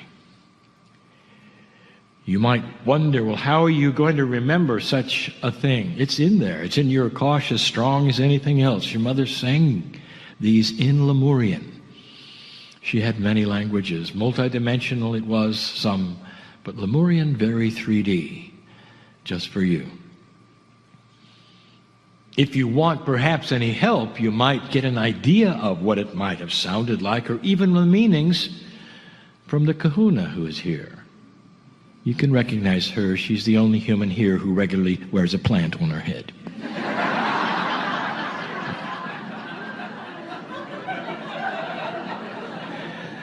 There are elements of the Lemurian language, and she knows what those are and what the ancients spoke. This will be perhaps an assist, a help. So the tones that you may bring by then, not complex, but lyrical. It's a first for you. Do you accept? Yes. Good. I knew you would.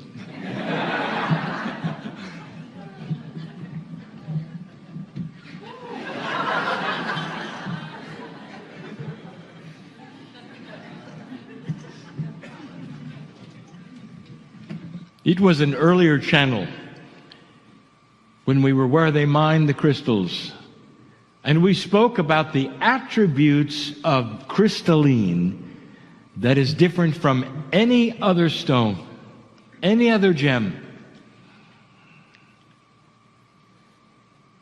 Human beings love crystals, and there's a reason.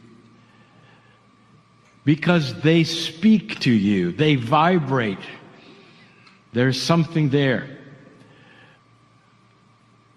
And one of the things we had pointed out to you is that there's no such thing as a crystal of doom. Every time you find one, in any situation, it either speaks to you or calls to you or just sits there benevolent. There's no negativity with crystals. They're always in a complementary blessing mode. They're also, as you know, in a receptive mode. That is to say, they remember. They store. And so it is that energy workers love to have crystals around them. Sometimes they're like friends. So what I'm going to tell you is A stands for activation. You sit on the mother lode. There is so much here, a mountain literally upside down under you that is pure. This area that you sit in and all of the area around this mountain encompasses. Knowing what I've told you, let me ask you this. Do you think a little bit of dirt is going to get in the way of the crystals sending you things? The mountain of crystal knows you're here. Imagine the benevolence, the joy, the celebration under your feet. You can't hear it, but the energy workers can feel it. Is it possible that they can talk back to you? And so we're going to do something. We're just going to take a moment, and the concentration will be on feeling the activated energy from this underground quartz crystal mountain. The appreciation, the celebration of you. Activating this that has waited all of this time with your intent, with your tones, with your joy. Imagine shaking hands with the earth in this fashion. And so I ask you right now just to be quiet and feel it. Energy workers, feel it, because it is so potent right now.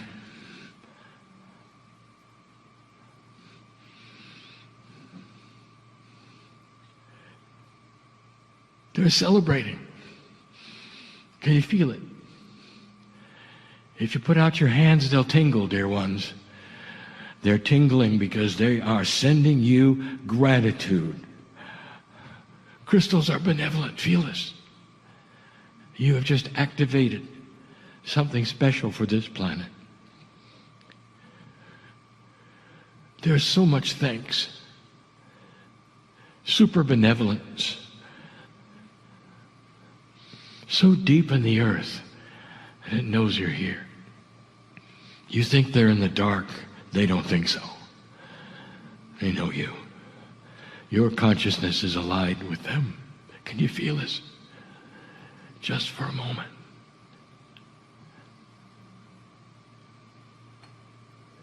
And so it is, the silence speaks as much as the grandest, loudest tone you've sung.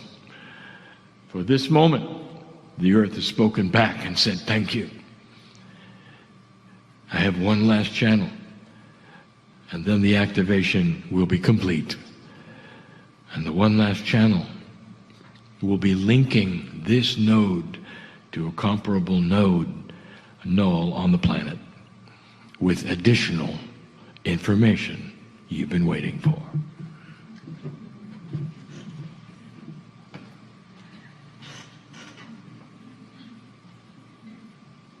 Dear ones, indeed, it is the finale. And Doctor, it's easy for me to talk to you while you're here where we can see you. And you may wish to answer. L stands for linking things together. I'm going to ask you some questions. I want to point out something. 15 years ago, Doctor, Yah-E came forward, and the first thing he did was not a beautiful pineal tone, but a whale sound.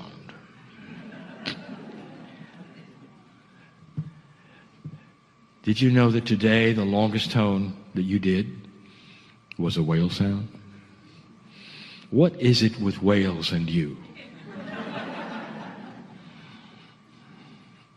I want you to tell me. Is it not true that you sailed into the icy waters, into a place on this planet, in order to possibly swim with whales? Yes or no? Yes. Did I frighten you? Not yet. And would you tell us where that was? Maui. No, that's not icy waters. Chile. No, well, not exactly. Close. Was it not Patagonia? I guess I was in the neighborhood. On purpose, on a small vessel, waiting and willing to climb in the water with whales. I wonder why you went to so much trouble to go there. You were called there.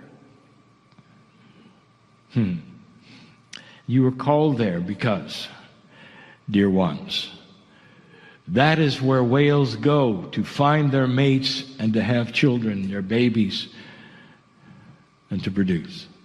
Patagonia. That's where you went. And the water was chilly. Not the country, the temperature.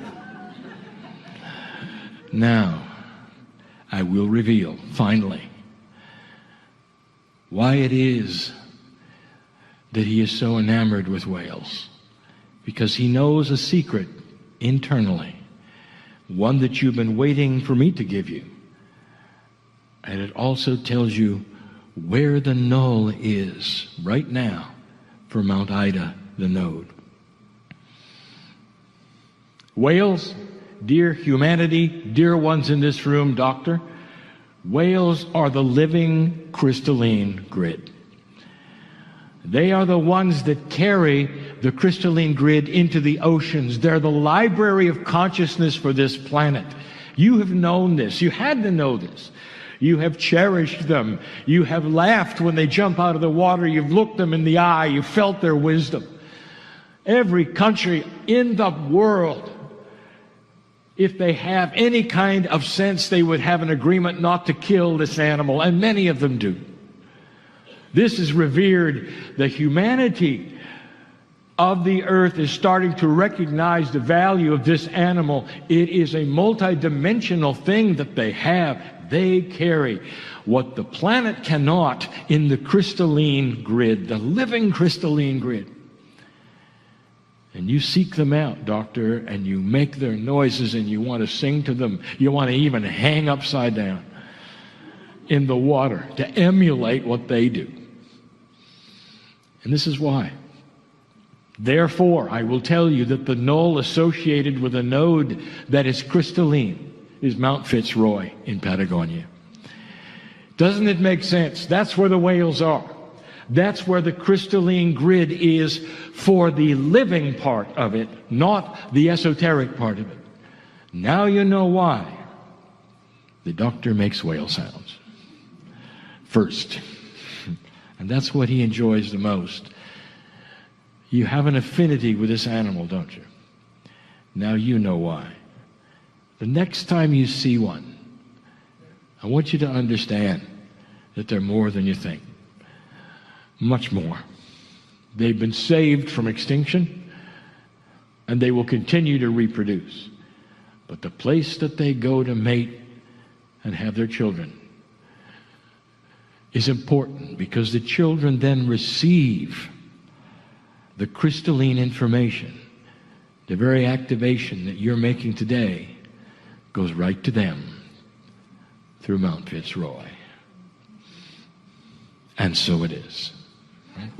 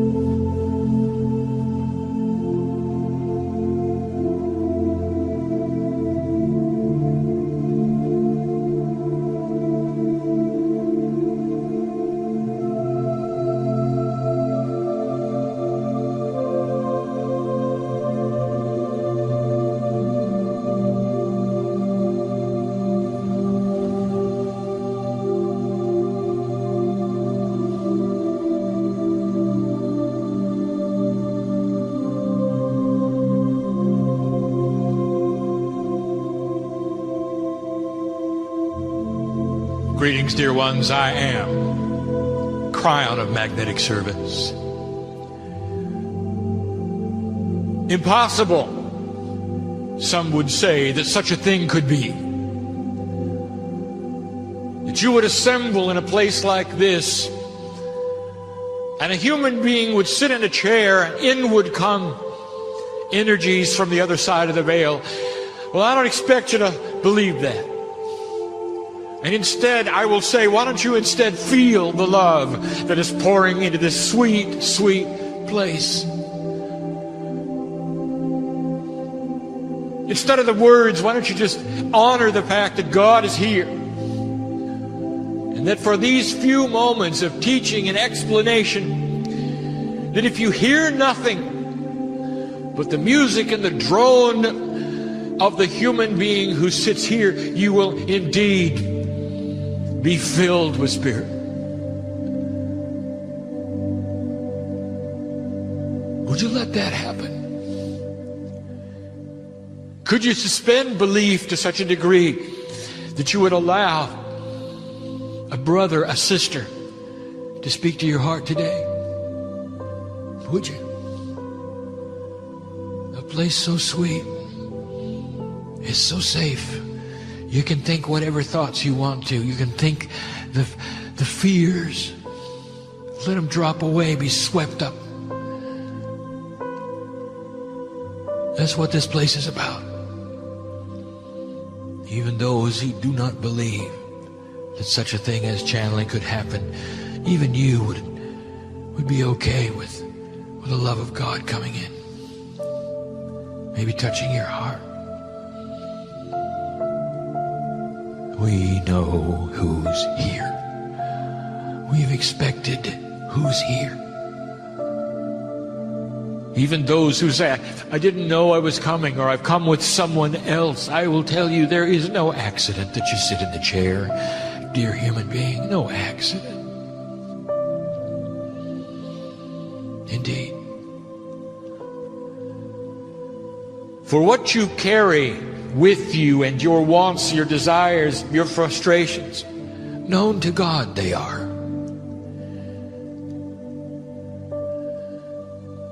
And what human beings do not understand is that the equipment is ready to go.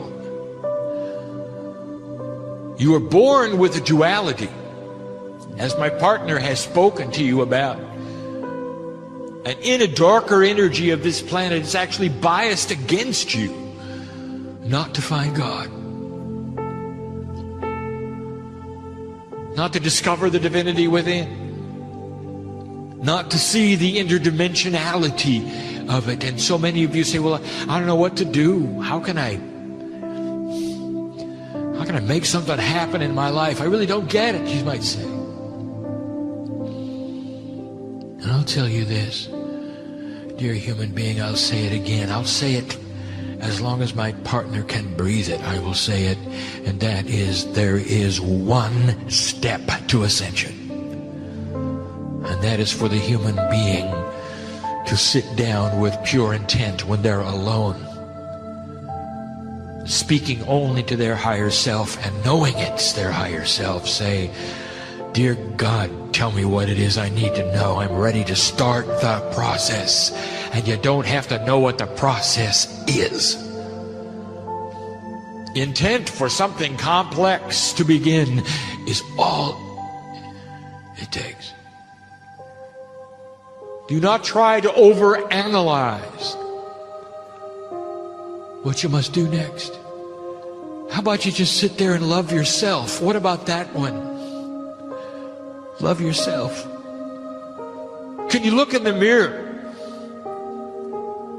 stare at your own eyes and say, I am that I am? Can you do that? Do you have the courage to believe that just maybe you're a creature of the heavens? You always were, you always will be. You have that courage? You're not here for a little while, human being. You're here forever. And on this planet, around you go. That's hidden, completely hidden. It's going to take you understanding that faith is required. And you're not going to have to muster up an energy that only you know where it's going to come from. All you have to do is push on the door. And all those layers of DNA that my partner was talking about will start to activate in the order and in the sequence that they should for you. I know who's here. We're going to discuss one more time light and dark. A little of what we have said and what you have called the United Nations I will say to get it started, and then I will shift gears and move to something else. For I want you to hear this. There's such a misunderstanding about who God is, how Spirit works with humanity. Such a misunderstanding. Mythology would have you believe that God sits on a platform looking at you, pushing and pulling things around, sometimes in a difficult way, just to see if you can manage it. There's the idea that God is so powerful, could do anything to the earth. After all, isn't that what you were taught? But you don't understand. There are those who would cry out and say, God, why don't you heal this planet? Look at the strife, the sorrow, the death, the unhappiness, incredible sorrow of the moms and dads, of the children. Oh, why don't you come down and straighten this mess out, they say. And then there are those who say, it's proof that there is no God that things are in such a turmoil. Proof, they say. God would never let this happen, they say. You don't know how God works with humanity. And if you did, it would change your life. If you really did, you'd understand how you finally fit into the picture of God. And so I'm going to tell you yet again, maybe even surprise you with something new. God can only work with the pieces and parts of humanity that allow free choice of light. The door that God goes through is the one in the human being's higher self who opens it. That changes the balance of dark and light on the planet. And it's only the pieces of light that Spirit is able to work with through the human beings who vibrate at a higher level. Free choice, therefore, is sacred. And those are the rules. And if the planet chose to shut off the light and go into darkness, God would retreat.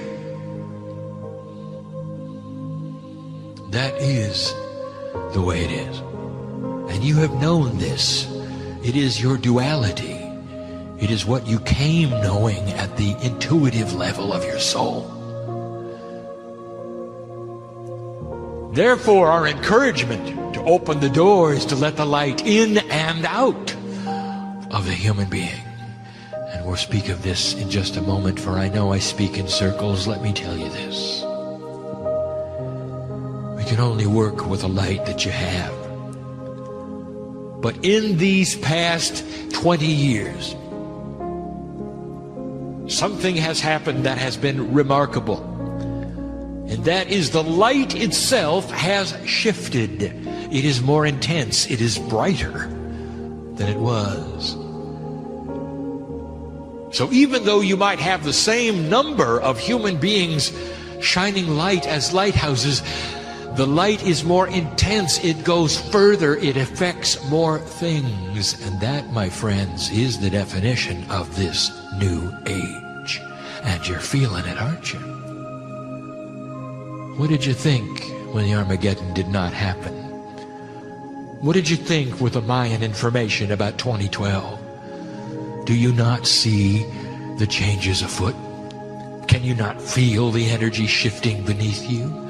Are you not aware that a Mercury retrograde is more severe now than it was the last time it happened? How many of you felt that one? You are more susceptible now to the vibratory changes of what the planets do around you than you ever have been before, because this planet is more in sync than it ever has been before with the very solar system it is part of. We told you about the magnetics, we told you about the weather, we told you about the consciousness, we told you about the children, and they're all in front of you.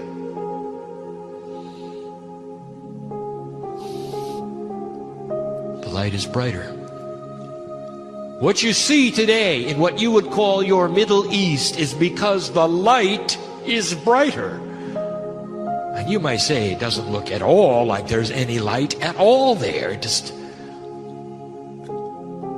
How could there be any light in what we see? Oh, the death, the hate. Let me tell you something. We'll say it again. When the light starts to shine in a very bright way, it illuminates things that were always in the dark, and the earth gets to see it. And the very attribute of looking at these things changes them. Indeed, the planet now is locked, not only in controversy, but in a puzzle of how to solve something it did not even know existed 5 or 6 years ago. The light is bright. It shows the things to work on, does it not? And they may be unpleasant to see and watch. Humans with humans, selecting the darkness and the light accordingly. Those areas that are now being shined upon would never have shifted had it not been for the light. Another 1,000 years would go by and nothing would change. And you don't have that time. For this planet is headed for yet another wave, another resurgence of energy that will literally vibrate the crystalline grid in a way that hasn't been seen for over 1,000 years or more. There are some attributes that are planned in generations to come that only the Lemurians have known. You are in transition, and you know it. And so let us tell you yet again, in the simplest way we can, the metaphor of the lighthouse, how you are involved, what you can do, what is going on. In the simplest way we can, we have the lighthouse. It's anchored on the shore, and it is shining a light in order to help guide the ships at sea to safe harbor and not with the rocks. It's warning of the riptides. And there it sits, shining. 3 kinds of humanity, basically, that see this light or don't. And we'll speak this yet again and change it just a little from the last time we spoke of it. One kind of human being in his ship has his pilot house with no windows. Oh, they're boarded up. He does not see the lighthouse. He doesn't think he needs to. Because he knows what the light is. He's got the books that talk about it. He's got his charts.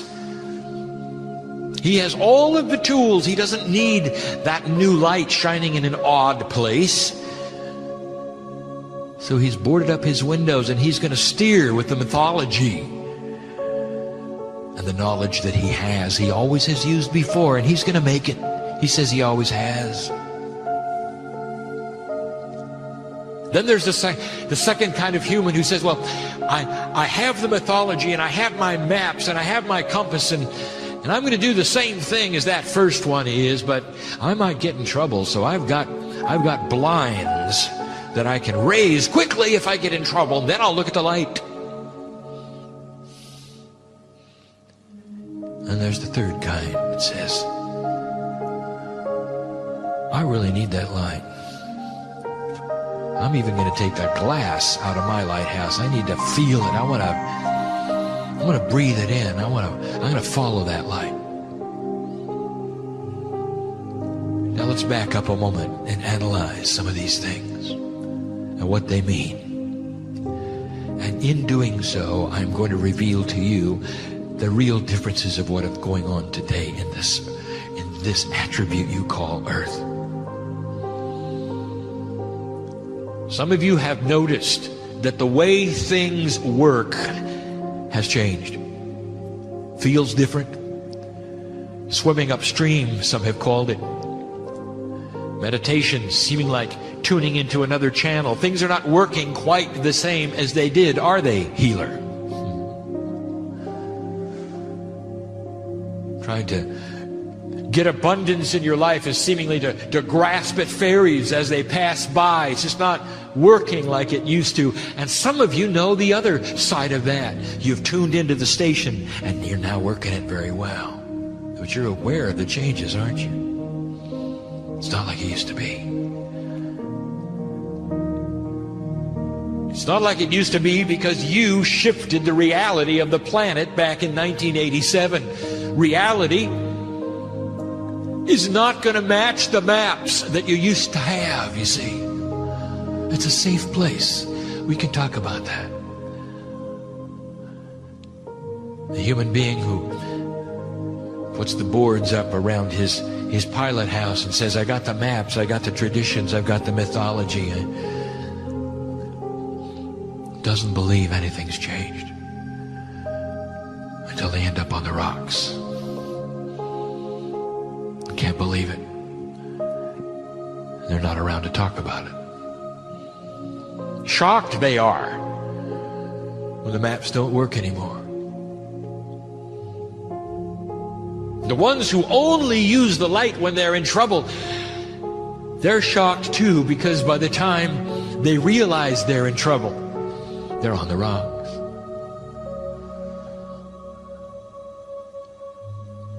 They don't even understand what a spiritual storm is. The tides are different, the rocks have moved, even the light has shifted. Dear ones, even the port is in another place. Now here's what we want to tell you about this.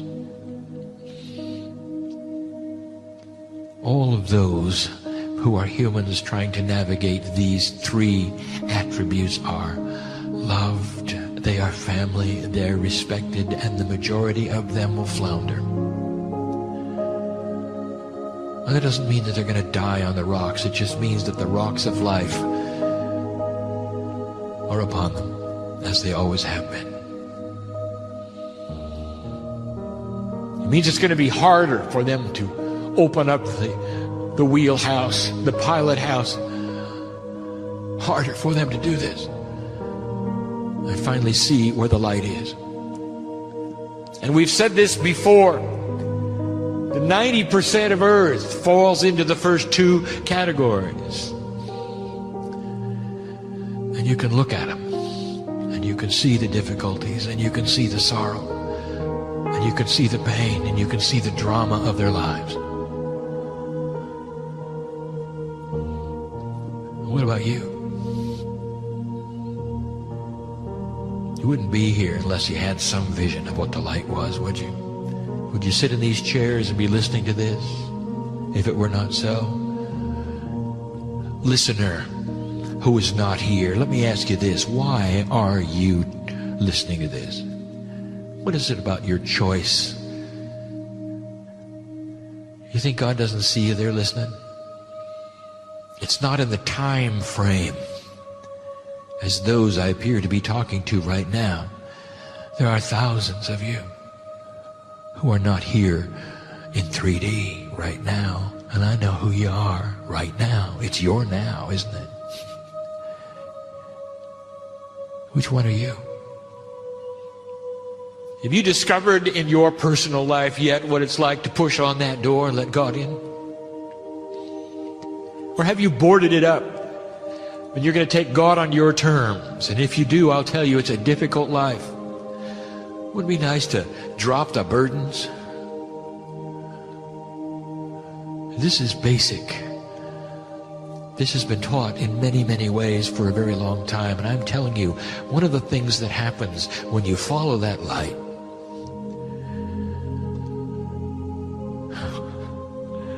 is it becomes well with your soul.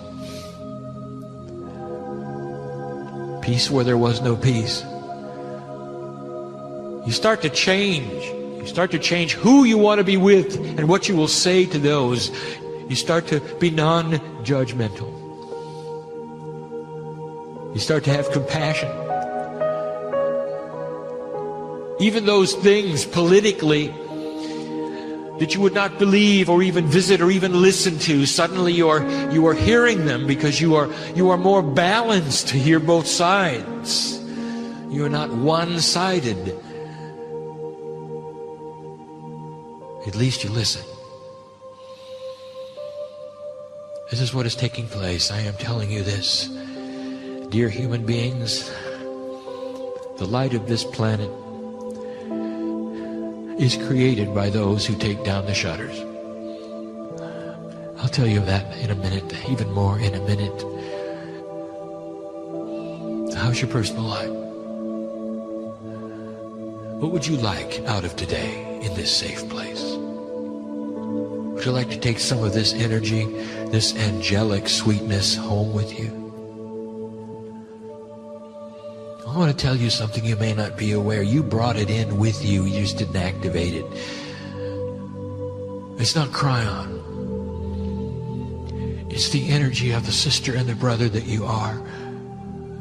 It's the flame of expansion. It's the healing. It's the higher self. Each one of you has it. So profound is it who the human being is. What about those who came for healing? Let me speak of this for just a moment. Healers in the room, you know that you don't heal anyone. You balance them. And it's up to the human being to look at that balance and do with it what they will. And some will heal and some will not. And some will have miracles and some will not. You all know that. And what makes the difference between the one who comes for a healing and you balance them and they heal and the one that does not? And I will tell you, it's the one who decides to board up the pilot house and say, well, I'll just go with what I know, instead of the one who openly says, I want what is inside. I want a light that I have not experienced yet. I don't want to worry anymore. I want to be able to walk from this place and not be consumed by anxiety. I don't want to worry about money, relationships, work. I would like to be a beacon for a while. I don't want to give of the abundance of the universe to those around me. I want them to look at me and say, something's really different about you.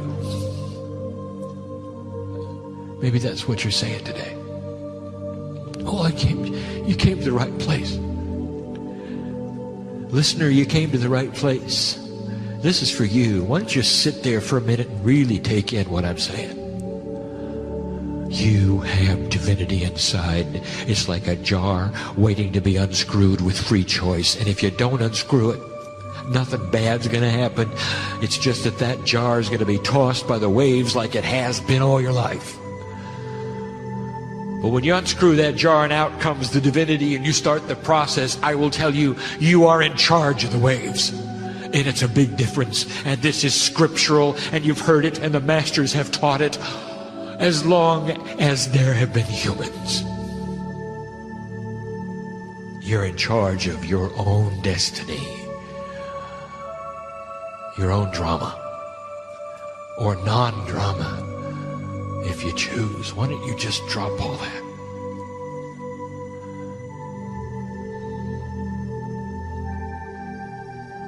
The revelation is clear, and it is this: that God cannot do anything without humans opening the door.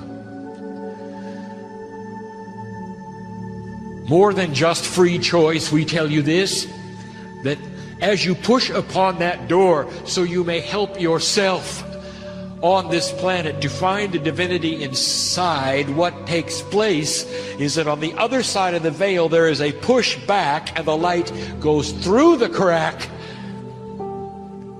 and it becomes the light of the earth.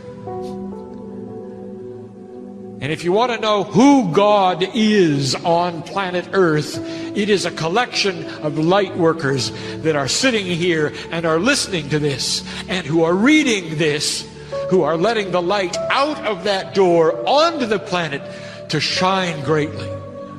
And that's the only vehicle that God has to change the planet. How does that make you feel? Goes two ways, you know.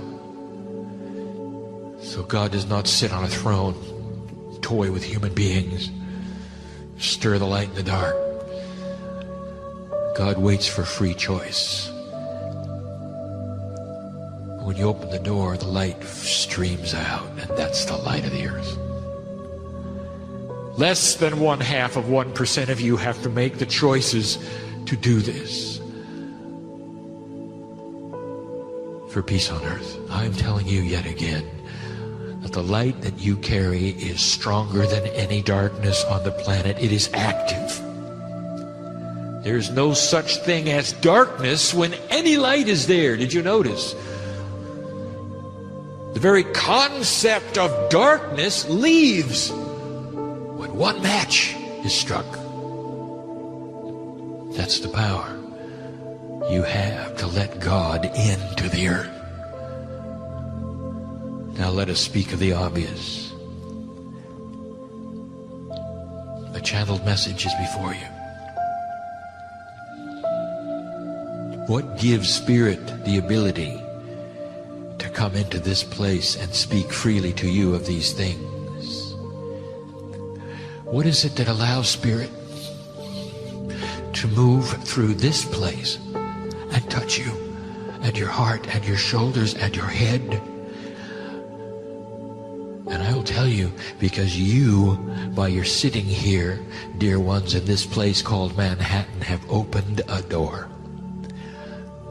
A small portal by your allowance, by your free choice that said, I will listen today to the words of Spirit. And through this portal not only comes information, but some of you are aware, pours light for the planet. While the door is open, the light shines greatly. And if you'd like to keep the door open, it's easy. Just don't shut it in your heart. I'm going to address these who sit in front of me now. Oh, brothers and sisters. Again, I know who you are. I know what you have gone through. I know what you are going through. I represent Kryon, a group that you have known by many names through the ages, in many languages through the ages. I am the helper of the planet. I stand at the gate of your birth and your death. By many names am I known, and I am in love with humanity. Dearly loved you are in the passing and the coming and the going more than you know. Wouldn't this be a good time to shift your own belief? Could this be true? Could it be happening? Is it worth it to see? There are those who have come for healing that don't even know it today, and by the fact that you are sitting in the chair, you are healed.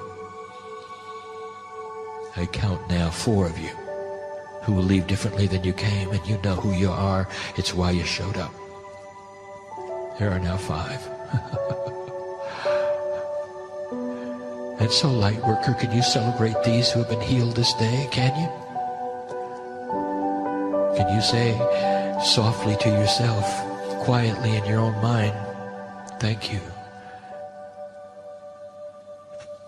I can say it. Thank you for having the compassion that you would allow these in your midst to find this nugget that they came for. 5 healings, and not all of them physical. I've had a heart healing. There's been a past healing in here, and you know who you are.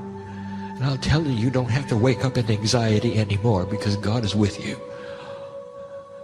We're going to put a big iron layer around that issue that you can't forget, and your sorrow is going to be put on the shelf where it belongs so you can move on. I know who's here. I know who's here. Those you've loved and lost, walk the aisles. And you don't even know it. The mechanics are spectacular.